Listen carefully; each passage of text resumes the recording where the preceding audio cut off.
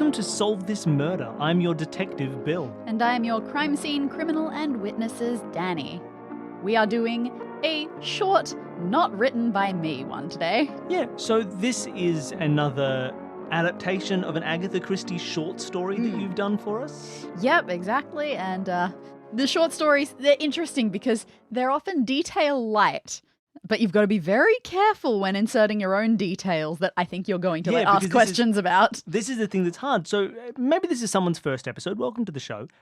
One of us has a murder mystery and the other one tries to solve it. In this case, Dani has a murder mystery. I'm going to try and solve it. And you're right. Often when it's either one we've written ourselves, which is most of the ones we've done, in fact, pretty much all of the ones we've done, when we write it ourselves, we fill out enough details. And when you read like an actual Poirot novel, or when we've done ones that were novels, like Styles, or did we do another full novel? We did Links, not. We did we did Styles as well. Didn't Styles we? and Links, yeah. Right. There's enough stuff in that book that when I ask questions, it's like, there was a scene where Poirot asked that question. It's often substantial enough that it's not too hard for me to figure out what makes sense, even if they haven't totally included it. But we have done at least one of these short stories before. Yep. And was that as much trouble with me trying to investigate stuff, with you being like, I don't know. Last time I had to make up an entire lock industry. That's right. Yeah, because I don't know what questions Poirot asks, so I have to ask my own. I will tell you, Poirot asks an impressively few questions in this. Am I going to be judged? It's okay. Is there going to be a question tally? I am pitching you in here at a different time than Poirot gets pitched in. That's so wild. Okay. So I suppose we don't really have a huge amount of preamble on this show. No, we're almost ready to start. So I'm happy to tell you this one is called The Affair at the Victory Ball. First one in this book of short stories with Poirot. Oh, fun. Now, before we start, I feel like I need some kind of preamble. So one thing I will say for people listening along, I do not know how many parts this will be. I think we're thinking it's a short mystery, but who knows how poorly I will solve it. So it could be a two-parter. It could be a three-parter. It could be a seven-parter if I'm really, really foolish. But if you are a Patreon donor, any of our $5 donors, you'll have all of those parts available to you right now on Patreon. But don't spoil it for the normies. But don't spoil it for the regular audience. Because the regular audience is lovely and they deserve a fun, weekly, slow burn. I know a lot of the patrons also listen weekly anyway, but that is just an option for people if you get really intrigued by the end of this episode. Yeah, and then some like me will have a murder mystery and not listen to it until it's finished so that I can binge them. Exactly. So if that's you, but you want it now, feel free to jump on the Patreon. I'm going to solve a murder. I'm going to be Poirot, I'm assuming. Oh, yes. Occasionally I've been Hastings. I mean, they're both here. You can be both. Hastings. They do. It's not like Murder on the Links. They do not follow very different paths. Okay, lovely. Well, yeah, this is the first story. Hastings doesn't have much personal character except for, I'm not as smart as this guy. Fair enough. Well, I suppose it's time to get going. I was trying to stall so I didn't have to start solving a murder mystery, but I've got my pen, I have my paper. Let's try and do an investigation. I'm out of practice. Let's do a nice soft intro for you to get the ball rolling. Very literally. The Affair at the Victory Ball. Do you know what a victory ball is? It has the most World War I British flavour I've ever heard. Yeah, it's absolutely that. It is. We beat the Kaiser. It's 1923. 5 years ago, we did it, guys. Let's keep celebrating. And every party these days, every big high society party calls itself a victory ball. Well, what else would you celebrate? Okay, so I'm at a victory ball? Are we going to start? You are not at a victory ball. Oh, okay. It is Wednesday morning. Sure. And you immediately get what's appropriate for 1923? Telegram? Your maid comes in and says, there's an inspector at the door. An inspector? Let him in. It's good old Inspector Japp. Nice. G'day, Japp. And you, I assume, are already well and truly awake. You've had your morning croissant, all of that. Yeah, if I'm Poirot, I've had like my 2 eggs and I've made, and they've been perfectly symmetrical eggs. Yep, perfect. Great. And Japp comes in and he says, so, this is how Japp sounds, I assume. No, it's a little bit more like this. Oh, all right. He's one man, okay, Japp. He's one of those type. Nope, that's going too caney. No, not like that. Like this. Oh, This is how Jack talks. Wait. Oh, I can't do that. Okay, he's going to be... He's sitting right here. Sorry, he started out higher class than that. Oh, hello, Poirot. It's me, Inspector Japp. I didn't think I'd have this much trouble with that. I have a crime for you. I didn't want to sully my hands with the evidence. That's not it at all. How dare you, sir? All right, sure. But I apologize for bringing this to you so early, but you see, a murder has just occurred at the Victory Ball, and it was in the wee hours of the morning. Oh, no. So we haven't had much time to investigate yet. It was 1:45 the body was discovered. 1:45 A to the M. Yeah, sure. Yeah, that's how the British say that. And so all we've had time to do is cordon off the scene, get all of the many, many guests back to their homes, and bring in the medical examiner to take a look at the body. Everything else untouched. And quite frankly, I think you should get in there post-haste. Yes, I'll do it. All right, let us drive, good sir. Beautiful. He drives you off and tells you that we're on our way to the Colossus Hall. Come on, man. This was a right fancy do. The Colossus Hall? Yes, do you know the place? Do you know what it looks like? What? Yeah, I can describe it to you. It's a beautiful Art Deco building.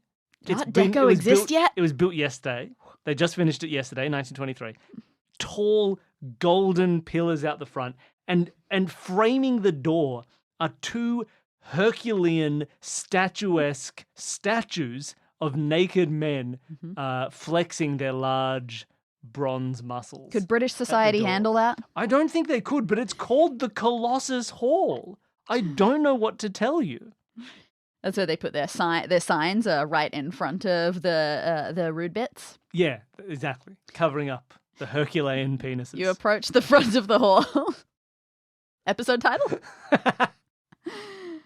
Is there a description of Colossus Hall? Not the outside, so run with it. Run with it. You approach, you park outside. Jap can park wherever he wants. And yes, indeed, in front of these two statues, you see big signs that announce the Victory Ball for last night. Oh, interesting. Anything noteworthy other than the words Victory Ball? Not like hosted by Peregree? No, it's hosted by City of London. Okay. And it specifically says, guest list, only the fanciest. Okay. You enter the main hall. Main hall, just super big place. This is where all of the real festivities would be happening. This is where people dance. This is where people talk and cheer and, I don't know, link arms and sing. Whatever people do it in the 1920s. Yeah. They Charleston. They're always Charlestoning. But beyond this room, there are several smaller side rooms where all the guests for the evening, because it was a big fancy thing, they can, go have private conversations, but they can also be set up for dinners. Okay. Now, the body has been removed, of course, but it was found in one of the supper rooms. Okay. And you say it was found at 1:45 a.m. Do you know, feel free, if there's more introduction, keep going, but otherwise, do you know who found it? Well, yes, it was Colonel Digby and Mrs. Mallaby. I assume those names don't mean anything to you. Colonel You Digby? know what? We're getting ahead of ourselves. Have I even mentioned who the victim is? No, but before you mention, could you spell the surname of the woman that you just mentioned? Mallaby. Mallaby. Now, who's the victim? The victim, he looks very severe, very self-important. Lord Cronshaw. The Lord Cronshaw? 5th Viscount Cronshaw. The 5th Viscount? Should I know anything about Cronshaw? How fancy is Cronshaw? I can tell you everything you need to know about him, should you have not heard of the illustrious Cronshaw. Anyway. He seems like a guy whose name is not quite right. Crenshaw is a name. Cronshaw? Well, I don't know what to tell you about that. Maybe the family changed it for flair at some point. He was a fan of the arts, after all. I can imagine, honestly, the name... I feel like I've seen the name Crenshaw before. I can imagine it's got like a French origin, so it would be pronounced Cronshaw. Maybe. Oh, Shaw does not sound very French in that way. The French got added on. The Cron. I have not looked at the name origin of this main character. I apologize. Okay, 5th Viscount Cronshaw. He was only 25, but already, yes, Viscount and a one-time soldier. Rich, unmarried, huge fan of the theatre. Okay, I've got a rich bachelor, theatre fan soldier. Well, I do say bachelor. There were the rumours, of course. Rumours? The rumours that he was engaged to Coco Courtney. No, he wouldn't. No, she's an actress. Well, he does love the theatre. Exactly. She acts at the Albany, you know. Oh, that's ages away. It's across the Atlantic Ocean. Well, funny you say that. That's exactly where Mrs. Malaby's from. Oh, she's American. Yeah, she is. Interesting. How many people... I mean, presumably there were a lot of people at this victory ball. Oh, yes, there were quite a lot. But, of course, Lord Cronshaw was invited and he had his retinue, I suppose you could call it, his own little select group of guests. Oh, wonderful. Does that include Colonel Digby and Mrs. Malaby? Not Digby, actually. He was separate invited guests. You know, Oh. many of the war heroes, obviously. Well, of course. He may have known Digby through service. Back in the day, yes, I'm sure. Interesting. Well, who, unless I'm getting ahead of myself, who were his invited guests? All right, let me take a look. He pulls out his notebook. Thanks for doing all this legwork for me, Jap. Not a problem. I haven't done much, but a guest list was the least the venue could offer me. That's fair. Right. We've got the Honourable Eustace Beltane. I believe that is the victim's uncle. Beltane. I love these names. Eustace Beltane, in brackets, uncle. Coco Courtney herself. CC, brackets, fiancé, question mark. Another pair of actor friends of his, the Davidsons. Mr. Chris Davidson is the actor. His wife, Mrs. Davidson. No first name warranted. Davidsons, brackets, Chris and Mrs. I picture her as a Greta. Actor and wife. Sorry, she doesn't get named in the book. She doesn't get named in the show. And then Mrs. Malaby. And Mrs. Malaby. Yes, I don't know her connection. Presumably a friend of the family somewhere. Strongly suspect she's rich. Yeah, an older woman, Mrs. Malaby? Oh, I wouldn't call her. I mean, wait, it's the 1920s. Oh, haggard. Oh, so like She's quite pretty, though. 39? Maybe even younger. Okay, a haggard old maid in her 30s. Yes, quite. But yes, it makes sure I make sure in my notes to mention that she's apparently rather pretty. Interesting. I'll put that in square brackets next to my other brackets. Pretty. All right, and so those were his party. Do you know if...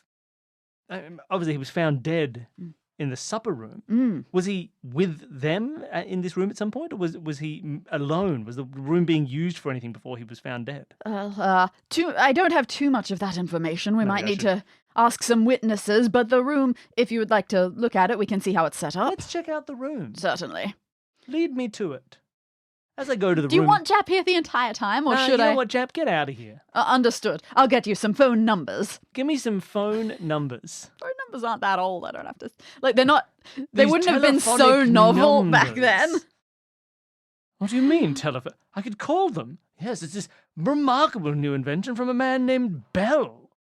Yeah, we're good. All right, Jap heads off. Jap, get out of here. He directs you. He points you in the direction of the correct room.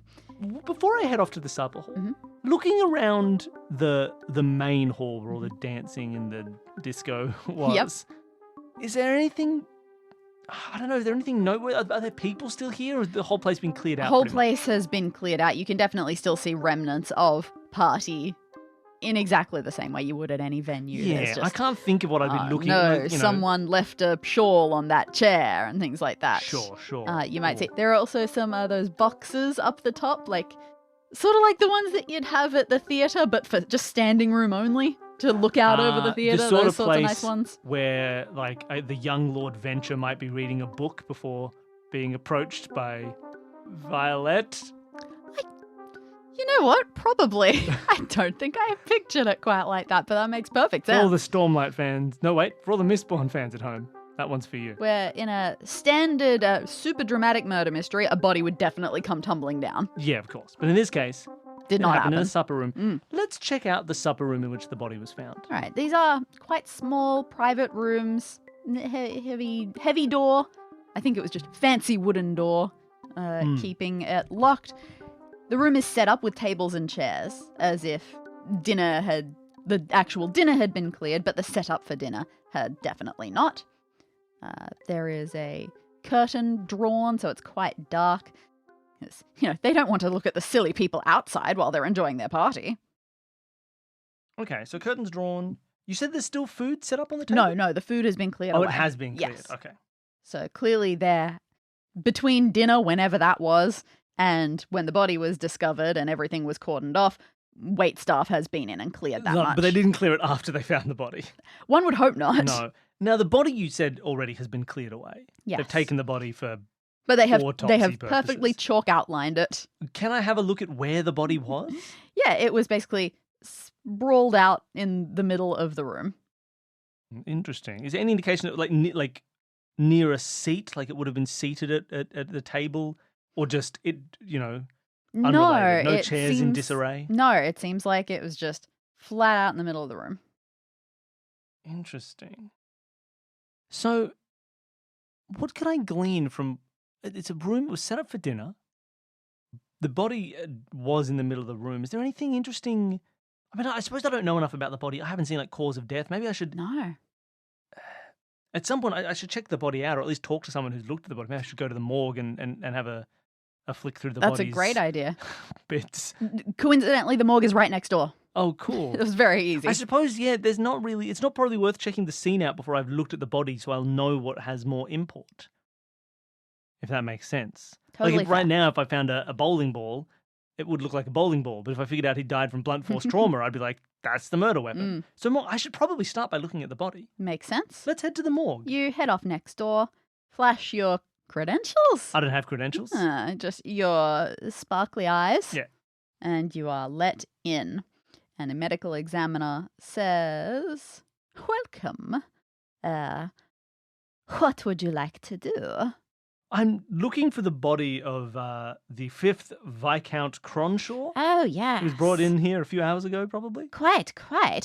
He takes you down a hallway, and very soon you are seeing a slab with a body. It hasn't been fully examined yet, but Sure. obviously you can tell by looking at it what's happened here. Yes, I can, but I can't see it. What has happened here, Danny? There is a very clear stab wound to the heart. Now, is this body still it's still got all its clothes and stuff? They haven't You know what? That's a very good question. Oh. He is dressed in costume. Oh, costume. Okay, hold on. So he's been stabbed through the heart. We'll find out who's to blame. Okay, hold on. I gotta open up a body section in my personal notebook. Body. Stab. Did you say the knife was still in his heart? Oh no, we took that out, but you can see the You stab haven't- wound. Do you have Yes, the of knife course. with you? It's right. Wonderful. It's right here. He goes to a little collection box and he pulls out a table knife with his gloved hands. Now, when you say a table knife, what am I picturing? Like that I would have A personally steak knife to for eat? dinner, perhaps. Yeah, like an individual. Oh, yes. Okay. Stabbed in heart with, I'm going to say steak knife because it makes sense. It's probably not a butter knife. Just stabbed with a steak knife. Which, okay, makes it seem like he was killed during dinner, or that during dinner somebody stashed away a knife. Maybe I could talk to some of the waiters to see if someone didn't have their knife with them. They might not remember. I don't know if you would. No, that's tough. And you know these big fancy dudes, they've got like 8 knives and forks. True. But someone could have stashed a knife during dinner. Interesting. But let's go on to the costume. What's he dressed as? Or what's he wearing? You now recall those posters that you saw outside next to the giant statues. Sure. And there was some small text at the bottom that you didn't bother reading at the time. But Oh, no, I can go back and read them. you take a look. Costume gala. Oh, it was a costume gala. Was a big costume party. Okay. Now, give me some costume details. The costume is sleek, yellow, green, full body, and a mask was also included. Of course it was. So, did you say sleek, yellow, and green? Yes. Do you recognize this character? Yeah, it's Reverse Flash. I don't know how up on your Commedia dell'arte you are. We have Commedia dell'arte right here on the wall. Yeah, the colours don't quite match in our version. Capitano? He's the... Alecchino? Yes, that's the Alecchino, one. Or the fool. Harlequin, as we call him in standard English here. I'm sorry, I'm Belgian. Alecchino, yes, the I know. fool. The names are malleable. Yeah, the Harlequin. For Okay. our audience who may be less familiar. Do you want me to give a quick Commedia dell'arte breakdown to the audience? I think it was worth 30 seconds or so. Commedia dell'arte is the meme culture of the 1500s. There are a series of stock characters that every play would feature. Alecchino was the clown figure, the harlequin, the fool.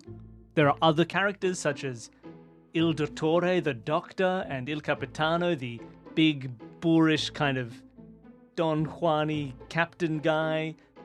There's someone else who, I always think of Alecchino as being like an everyman, sort of often representing him, but there's someone else who vies for that position in Commedia dell'arte that I can't remember who they are exactly. I certainly don't remember all the characters, and this one is just a miscellaneous little collection that's important Punchinello, here. You get the Punch and Judy style, like the Punchinello, like an angry man. Oh, yeah. Hits things.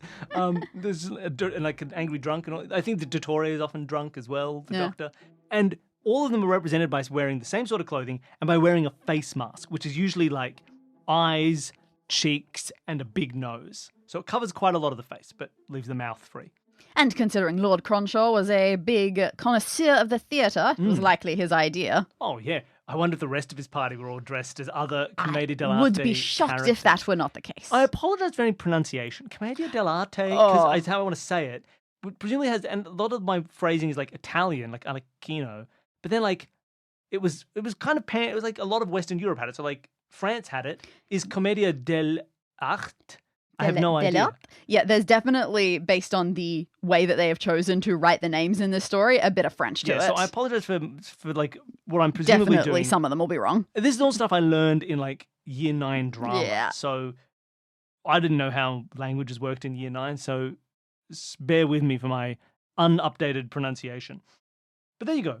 And they would tell like stock stories, or little fan fiction. You would tell stories with these characters. Everyone would recognize the characters. You could tell a new story with them. You could reuse these sort of same way templates that of people. The ancient Greeks did that with gods as characters and stories. Similar vibe, I suppose. Yeah, and that's just was a prevalent form of theatre in I want to say the 1500s. I could be off by about 200 years either way. I wouldn't say it's too early. I think any earlier than that, you're doing passion plays. So there you go, Commedia characters. He was dressed as the fool. He was indeed. And he was stabbed in the heart with a knife. Is there some sort of irony there? I don't see it. No, I don't see it either. The thing is, I want to say, as soon as a person who is dead is wearing a mask, they were not meant to be who they were. Someone stabbed them because they thought they were somebody else. But if you're a theatre-loving if you're a theatre-loving lord with your friends having dinner, they're probably going to know you're Alecchino. It's probably not that hard. You have a very obvious, maybe he's not meant to be Alecchino. Does the mask match the costume? To the best of your knowledge, yes. Sure. Interesting. Okay, well, so I've seen how he got stabbed. I've seen what he was wearing. Is there any other details, Mr. Morgman, that you might have for me about how he died? Did he have food in his stomach? Things like that. I haven't cut him open yet. That's fair. Can't wait for that part. This guy's a freak. No, what I can say is there's quite a bit of muscle tightness. I'm surprised, I suppose you could say. Why are you surprised? What would muscle tightness indicate? First of all, muscle tightness is one of the things that we use to establish time of death normally, but there are several things that can aggravate that. Certain poisons, let's say. Oh, interesting. But again, I haven't done my deep dive yet. There were also a couple more things in my little box of belongings here. Oh, please.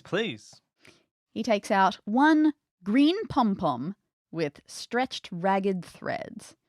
I believe this was found in his hand. That's how I was able to discern how tight the muscles were.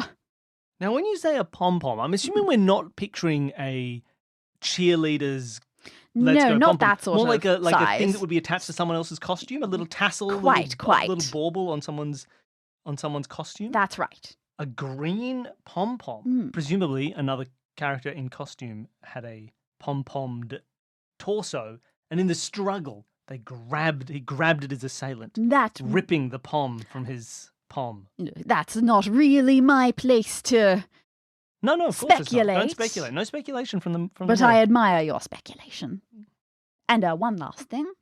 He pulls out a little box and hands it to you. How big would you say this box is? What is this the size of? That is like the size... So that might be big. Let's make it small. Let's say... a deck of cards. Ooh, maybe even smaller than that. Halfway between a matchbox and a deck of cards. Okay, a deck of big matches. This little box is diamond encrusted. The diamonds spell out cocoa. Oh, is it a snuff box, would you say? Is it full of snuff? You open it up. If I sniff it, does it sniff like snuff? You open it up. What is snuff specifically? I don't know. I want to say it's got tobacco in it. I wanted to say it was tobacco related. Yeah, but probably some others. It's probably cut with lime just to annoy everyone. I have no idea. Something insane. You open it up. It is half. I don't know anything about snuff. It is half full. And you give it a sniff, but not too close a sniff, which is a very good idea because it doesn't take you long to identify it as cocaine. Oh, so it's not labelled cocoa. It's labelled cocaine. Okay. Cocaine. This was found in the victim's pocket. All right. Found in his pocket. He stole Coco's cocaine. And I apologize, but I believe this is all the information I personally have for you. Wonderful. Maybe I should look at the body a little bit. There might be some things to glean. I'm not sure. You're welcome to try. It is true. I don't know what else you could get from this. No, like, I could look for signs of a struggle. I think I already have that in the form of a palm. I could look for whether he was on drugs. I think I have that in the context of cocaine. I could look for, let's do the classic check. Is this him? Do I know if it's him? Can I take off his mask and be like, that's definitely him? 'Cause what if I pulled the mask off and it was Coco LaRue? No, the mask is off his body. People have definitely been able to identify cool. it. He is a famous young man. All right, well, I think I have my notes for the body investigation. What do I do next? Jap returns. Oh, hey, Jap. I have received the list of phone numbers of all of his party, of all of Lord Cronshaw's party, should you wish to discuss events of last night with them. Of course. I do have his party. Well, I suppose I probably should discuss with the party. They're going to be my best witnesses. Actually, I'd like to talk to the party. I feel like maybe I could also talk to the wait staff. That's fair.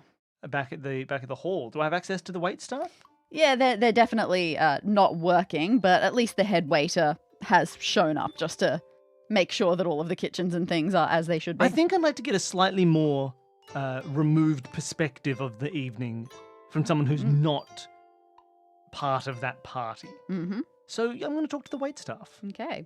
You find your way into the back. There is a head waiter. His name is Mr. Newsentry. Now, Dani has made up this character, and I don't know where you got New Century. Oh, there's a maths book next to me called New Century Maths. All right. Mr. New Century, was it? Yes. Yes, that's me. I'd like to ask you about what happened last night. You called me Mr. No one's ever called me that before. Sorry. I'm only 19. All right, boy. Oh. I don't like that quite as much. Don't push your luck, boy. I'm sorry. I'd like to ask you about the goings-on last night. I'll say what I know. I'm sorry I haven't had much sleep. It was quite scary. That's fine. You don't need sleep. You're 19 years old. You're just a boy. Just avoided the war. No. Probably not. I tried to sneak in, but I'm very short. Okay, that's fair enough.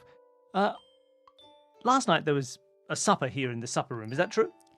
Yes, many of the rooms got used for various groups in their suppers. I'm more interested in the room in which the body was found. I understand that. Yeah, I assumed you'd be referencing that one particular. There was a dinner in that room? Yes, absolutely. At approximately 9 p.m. they went in. Oh, right. Now, fair warning, slight side warning, very few times are actually specified in this, and the ones that are felt like nonsense to me. I have tried to fill them in and go with what the book has said, but some things will be made up by me, and some of them are outrageous. All right, sure. All right, so 9 p.m. people went in for dinner. Now, would you be able to recall who that group was? How many there were, at least? I was expecting there'd be perhaps 1, 2, 3, 4, 5. I believe that room was set up for 6. Set up for 6. So that would be... It was Lord Cronshaw and his party, yes. Yeah, that would be Cronshaw and his party, but not, interestingly enough, Colonel Digby, who would be a 7th, right? Because with Mallaby, Davidson, Coco, Eustace, and the Viscount, I hit 6 people. That seems fair. Look, I don't know who this Colonel Digby is specifically, but there were a lot of veterans. It was a victory ball. Oh, of course, So of course. he probably received his own separate invitation, had his own party. Yeah, of course. Look, I'm talking more to myself and the audience than I am to you, boy. Set up for 6, all right. And dinner was served, everything went smoothly? Were there any fights or... I don't recall seeing anything, although if you'd asked me to think, I would say the mood was tense in there. Interesting. Any idea why? Oh, I don't look customers in the eye. That's fair, you're too short. And I mentioned this earlier, but I'm assuming you don't know. Did you manage to collect all the knives that were being used for that dinner? Oh, well, there would have been a couple of us in there collecting things at the time. I didn't count the knives specifically. Should I have? No, look, it's fine. Obviously, then one of the knives was a murder weapon, but I don't really need to. Oh, goodness. Like, unless someone brought a steak knife from home. Could they have? Well, I feel like you'd bring a better knife. Well, I'm sorry. Did you serve steak? Yes. All right, lovely. Of course. There was an all-soup menu. A party no without knives. steak? Interesting. And did the dinner finish? Did the attendees leave and go back out into the hall at any point? Oh, yes, of course. They didn't stay in there for the entire night. At some point, they only are in there for, I want to say, 45 minutes, an hour, something like that. Interesting. It's a speedy... This one was a speedy dinner. So they were back out? Yes, they went straight, quite promptly, back out to the celebrations. It was very nice because it gave my people plenty of time to clear. Interesting. And did anybody come back into the room? Obviously, at some point, the Viscount Cronshaw must have returned if this is where he died. But did you see anybody come back in at any point? I didn't. I was busy with other duties. The rooms aren't locked. If anyone wanted to have a private conversation or a moment to themselves. They could have slipped right in. Yes. Interesting. Someone had a dinner, but then anybody could have been... It wasn't necessarily an attendee of the dinner who killed him. Anyone who had a dinner could have had access to a knife. I would assume it's probably someone who knew him, rather than a random murder by a random person. How many Alequinos were there last night? Hundreds? How many what? Harlequins. Oh, you mean a costume? Yes, I mean a costume. Oh, the costumes were wildly different from one another. I don't know if I saw any duplicates. I wasn't looking hard, but Fair enough. everyone had very unique ideas. It would have been quite embarrassing. I assume if 2 people showed up in the same costume, one would run right home. I would think so. Maybe one would even stab the other with a knife. Oh, dear. Out of anger for stealing their costume idea. Okay, they had dinner. It was at 9 o'clock. It was set up for 6. It was rather tense. He didn't really look anybody in the eye. They quickly left by about 10 probably, back out into the main hall, and you didn't notice anybody come back in at any point. I did not. Sorry. Not personally. It might be that this wait staff is not going to be as helpful as I wanted to. It might have to actually talk to the people who are relevant to the mystery. Wild. Maybe there's a reason the wait staff wasn't written into the short story. All right, well, thank you so much, Mr. New Century. Thank you. Go about your day. Get some sleep. I'm going to get everyone to call me that. All right. I should call some people. Mm-hmm. And given that we do have some related evidence, I think perhaps it would be best to start with Madame Coco Courtney. All right. You find your way to a phone that can do this sort of thing. You call the number that has been provided to you. It rings, and then it is picked up. Hello? Is this Miss Courtney? Oh, no.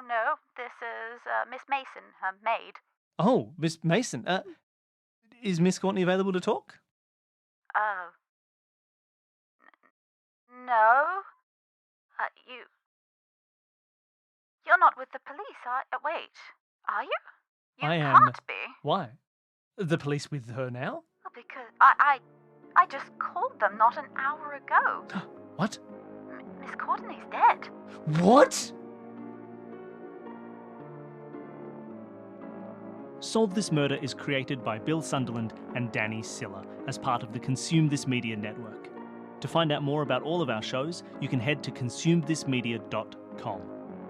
If you want to try your hand at solving this murder yourself, send your current theory in to solvethismurderpod@gmail.com and you may end up on our wall of detectives. If you enjoyed part 1 and you cannot wait another week for the next part and to see where this mystery concludes, our Patreon donors at www.patreon.com/consumethismedia will have all parts of this mystery available to them right now. So if you're the sort of person who enjoys binging and just needs to hear that answer, that's where you'll find it. A special thank you to Jared, Devon and Whit from the podcast Advanced Sagebrush and Shootouts for creating our theme music. And thanks to all of you for listening.